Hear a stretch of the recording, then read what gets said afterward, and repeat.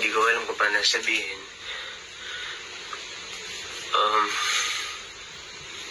Kaya ako kami nawala ng update sa isa't isa kasi Hiwalay yung Barbie Fortesa and Jack. Kanyang boyfriend, 7 years, diba? Makipag-test muna tayo. Alam mo namang marites tayo, diba? So, shoutout muna pala sa mga fans ng Aegis. You know, magmarites muna ako, ha? Kaya, later on tayo mag-upload about sa ating idol kay Juliet. Kasi, syempre, malapit na ka na kasi ang kanilang, ang kanilang, tawag dito, yung kanilang concert, February 1 and 2, concert ng Aegis yan, guys. So, ngayon, dahil marites, so magmarites muna tayo.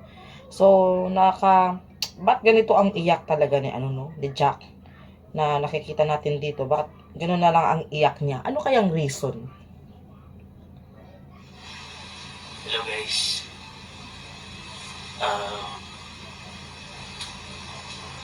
Sa mga nagtatanong mo ng update sa amin ni Barbie, siguro napapansin nyo, hindi kami masyadong nagpo-post sa Instagram, sa social media, tungkol sa amin dalawa.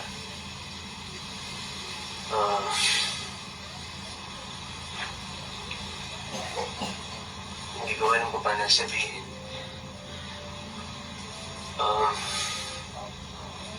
Kaya ako kami nawala ng update sa isa't isa kasi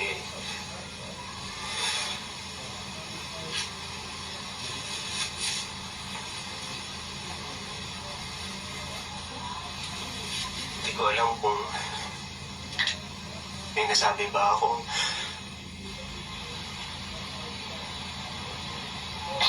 Sorry guys. Ang isang lalaki, hindi naman basta-basta yan iiyak kung hindi talaga nasaktan. So, may post din naman si Barbie Fortesa doon sa kanyang, na-confirm nga na hiwalay na sila. So, kayo na lang magbasa dyan. Kaya, sabi nga nila, hindi basihan ang matagal na relasyon para ibig sabihin na ay maging kayo talaga sa huli.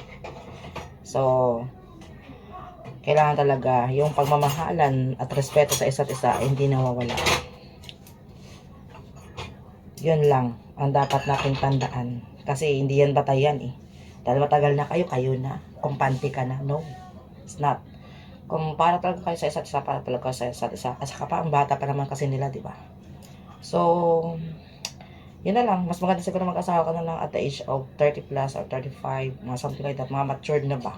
Kasi kung bata ka pa lang, na ganyan-ganyan na magpagrelasyon ng mahaba, ay parang sa totoo lang wala pang kasiguraduhan yan. So, yun lang guys. Pero hindi naman lahat. Marami din naman na nagkatuluyan din naman. Diba? So, yun lang. Nakimarites lang tayo. Bye.